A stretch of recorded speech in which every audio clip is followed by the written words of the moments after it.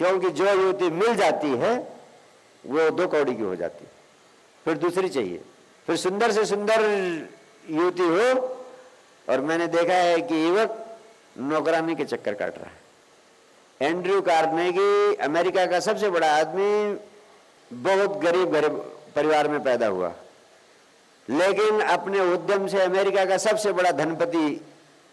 जब वह मृत्युशैया पर था, 10 अरब डॉलर की संपदा छोड़कर मर रहा था, पत्रकारों ने उससे पूछा कि एक बहुत गरीब खानदान में पैदा हुए आप और अमेरिका के सबसे धनी व्यक्ति होने का गौरव पाया आपने, इस समय जब आप डेथ बेड पर हैं आपको कैसा लग रहा है?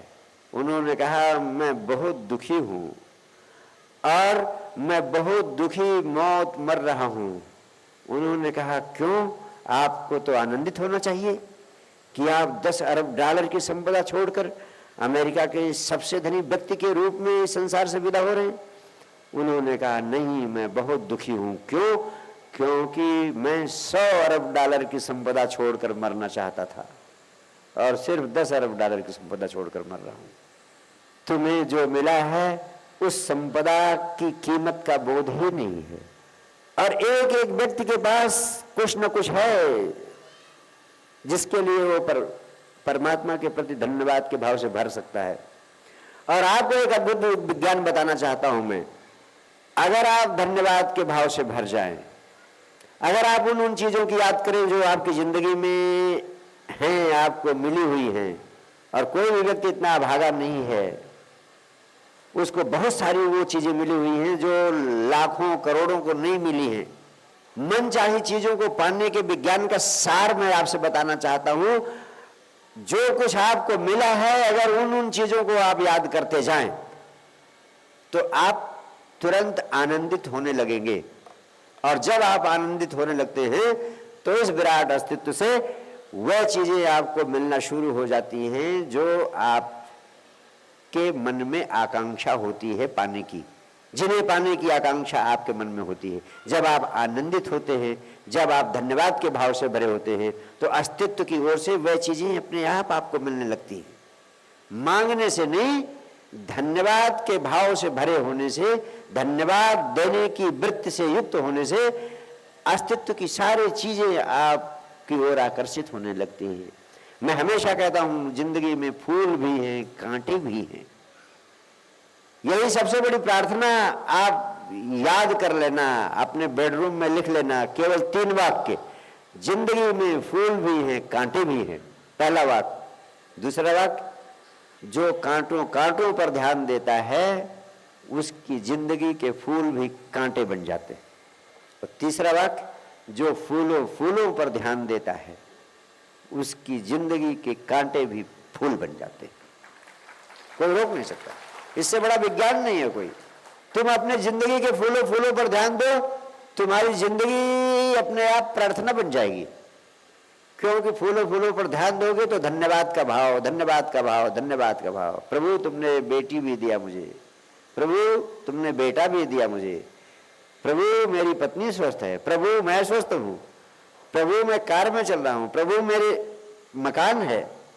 जो जो है उस पर ध्यान दो, तो जो नहीं है वो अपने आप अस्तित्व आपको देने लगता है। ये मजबूरी है अस्तित्व की।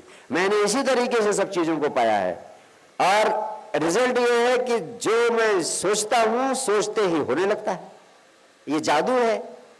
मैं अपने लिए तो सोचो, आपके लिए भी अगर कुछ सोचने लगता हूं तो वो होने लगता है। और ये जादू आप खुद पैदा कर सकते हो। इसका अभ्यास करो, अभ्यास करो, अभ्यास करो। असंभव को भी संभव करने का एक उपाय है। हमेशा कहता हूं, पानी की क्या मजाल कि पत्थर को तोड़ दे, किंतु झरने से निरंतर झरता हुआ पानी कठोर से कठोर चट्टान को तोड़ देता है, चूर चूर कर देता है। तो प्रार्थना के नाम पर तुम कुछ मांगो नहीं, सिर्फ धन्यवाद के भाव से भर जाओ। तुम पूजा में बैठो, खाली 2 मिनट बैठ जाओ, 5 मिनट बैठ जाओ, क्योंकि आदत पड़ी। वैसे तो बैठने की जरूरत नहीं है। 24 घंटे सांस सांस में धन्यवाद देते रहो। धन्यवाद, धन्यवाद, धन्यवाद। फूलों को याद करो, धन्यवाद होगा। तुम्हारी प्रार्थना सिर्फ मांगों की सूची है और मांगते ही तुम्हारी प्रार्थना झूठी हो जाती है। क्योंकि जब तक तुम मांगते रहोगे तब तक तुम्हारी प्रार्थना शुरू नहीं होगी। और तुम्हारे मांगने का अर्थ है कि तुम शिकायत कर रहे हो, तुम्हारे मांगने का अर्थ है कि तुम सलाह दे रहे हो परमात्मा को, तुम्हारे मांगने का अर्थ है कि तुम्हें भरोसा नहीं है कि परमात्मा अंतर्यामी है, उसे पता है कि तुम्हें क्या चाहिए, इसीलिए तो मांग रहे हो। अगर तुम्हें पता होता कि वो अंतर्यामी है, उसे पता है कि तुम्हें क्या चाहिए, तो मांगने की क्या जरूरत है? वो तो अंतर्यामी है, जानता है तुम्हें क्या चाहिए। मैं आस्तिक उसी को कहता हूं जो धन्यवाद के भाव से भरा होता है, नास्तिक उससे कहता हूं जो री करता रहता है, मांगता रहता है, ये चाहिए, ये चाहिए, ये चाहिए। और दूसरी महत्वपूर्ण बात आपसे कहना चाहता हूं, तुम्हारी जितनी प्रार्थनाएं होती हैं उन सब का सार है कि संभव होने वाली चीजों की जगह असंभव हो जाए। जब भी तुम कोई प्रार्थना करते हो तो सोचते हो कि तुम जैसे हो वैसे रहो, लेकिन तुम्हारी जिंदगी में आनंद की वर्षा हो जाए, यह असंभव की कामना है। खलील जिब्रान एक बहुत महत्वपूर्ण बात कहते थे। उन्होंने कहा, मैंने हजार हजार लोगों की प्रार्थनाओं का अध्ययन किया है और उस अध्ययन का सार यह है कि सब लोग चाहते हैं कि हमें कुछ बदलना न पड़े, लेकिन हमारी चीज में असंभव घटित हो जाए, यानी 2 और 2 मिलकर 4 न हो, 5 हो जाए। उन्होंने कहा हजार हजार लोगों की प्रार्थनाओं का सार यही है, यही तुम्हारी प्रार्थना का भी सार है कि 2 और 2 4 न हो, 5 हो जाए। मेरी अगर मानो तो सच्ची बात यही है कि प्रार्थना तभी शुरू होती है जब तुम्हारी मांग बंद हो जाती है, जब तुम्हारे प्राणों में धन्यवाद का भाव आता है। अब मैं आप सबसे ये कह रहा हूं कि जब भी तुम प्रार्थना के नाम पर मंदिर जाओ, मस्जिद जाओ, गुरुद्वारे जाओ या घर में प्रार्थना के नाम पर बैठो, मांगो कुछ नहीं, सिर्फ हृदय से धन्यवाद दो, हे प्रभु। और धन्यवाद देते समय याद करो, धन्यवाद देते समय याद करो उन अच्छी अच्छी चीजों को जो तुम्हें मिली हुई हैं, आज ही मिली हुई हैं, उपलब्ध है। उन अच्छी अच्छी चीजों की लिस्ट बना लो, मांगो कि नहीं, जो जो चीजें तुम्हें अब तक प्राप्त हो चुकी हैं उन चीजों की सूची बना लो और उनको याद करो, प्रभु तुमने ये भी दिया धन्यवाद, ये भी दिया धन्यवाद, ये भी दिया धन्यवाद। और तुम धन्यवाद देकर उठो, मांगने का बोझ अपने खोपड़ी में मत रखो। देखो एक दिन तुम ऐसी प्रार्थना करके उठो, 5 मिनट में ऐसी प्रार्थना हो जाती है, 5 मिनट से ज्यादा प्रार्थना करने की जरूरत नहीं है। इस 5 मिनट में ही तुम उठकर पाओगे कि तुम हल्के निर्भर जैसे आकाश में उड़ रहे हो, ऐसी तुम्हारी अवस्था हो जाएगी। इतना आनंदित भाव से तुम उठोगे 5 मिनट के बाद। और दूसरी बात मैं कह रहा हूं, इस तरह की प्रार्थना तुम शुरू करो, अपने आप तमाम सारी चीजें तुम्हारी सूची में शामिल हो जाएंगी जो अब तक नहीं है, जो तुम चाहते हो, जो तुम्हारी आकांक्षा है, वो अपने आप तुम्हें मिलना शुरू हो जाएगी। ये चमत्कार है। जब तुम्हारी प्रार्थना में धन्यवाद शुरू होता है, मांगना बंद हो जाता है, तो जो जो तुम्हें चाहिए होता है वो सारी चीजें अपने आप तुम्हें मिलनी शुरू हो जाती हैं। तुम कहते हो गुरुदेव चमत्कार हो रहा है, चमत्कार हो रहा है। अगर चाहते हो कि सदगुरु तुम्हारी जिंदगी में चमत्कार करे, तुम जो चीज सोचो, जिस चीज की कामना तुम्हारे भीतर पैदा हो, वो चीज तुम्हें मिलना शुरू हो जाएगी।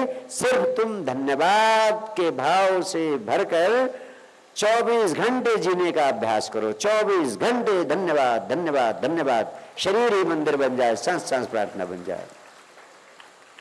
रटे रटाए सूत्रों को दोहराना प्रार्थना नहीं है। कोई गायत्री जपे जा रहा है, कोई ओंकार कर रहा, कोई नमोकार कर रहा, कोई ये श्लोक का जाप कर रहा है, कोई उस श्लोक का जाप कर रहा है,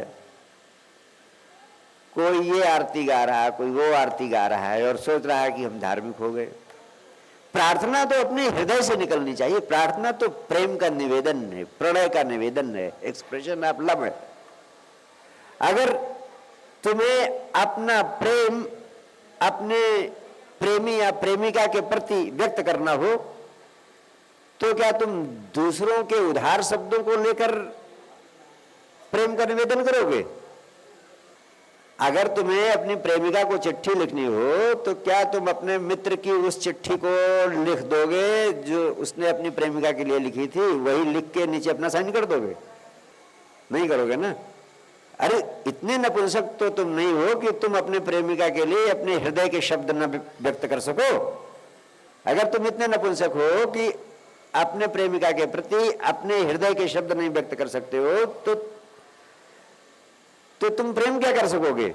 लेकिन तुम्हारी सारी प्रार्थनाएं जो प्रेम का निवेदन है परमात्मा के चरणों में, दूसरों के हृदय से निकले हुए शब्दों की आवृत्ति है, दूसरे के हृदय से निकले हुए शब्दों को दोहराना मात्र है। इसलिए वह प्रार्थना है ही नहीं।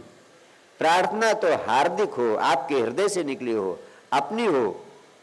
दूसरों के मुंह से निकले हुए शब्द, पराये हृदय से निकले हुए शब्द कितने भी मधुर हो, थोथे होते हैं। इसलिए जब भी तुम प्रार्थना में धन्यवाद की व्यक्ति करो, अपने शब्दों में करो। और मैं तो कहता हूं कि शब्दों की जरूरत है ही नहीं, सिर्फ धन्यवाद का भाव खाली याद करते जाओ, ये दिया धन्यवाद, शब्द निकालने की जरूरत ही नहीं है। इसलिए बंधी बधाई प्रार्थनाएं दोहराना प्रार्थना करना नहीं है। मंदिर मस्जिद गुरुद्वारों में यही हो रहा है। बंधी बधाई प्रार्थनाएं जो 1000 साल पहले लिख दी गई वही दोहराए चले जा रहे, दोहराए चले जा रहे, दोहराए चले जा रहे। एक होशियार वकील था, उसने अपने धर्म की प्रार्थना को